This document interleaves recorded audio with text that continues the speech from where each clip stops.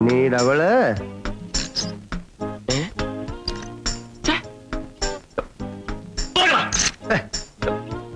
പിന്നീടവൾ ഞാൻ നോക്കാം.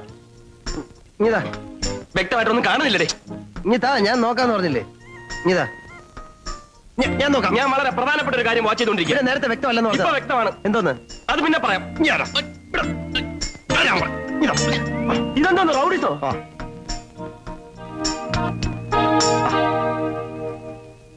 അടച്ച് സമാധാനമായ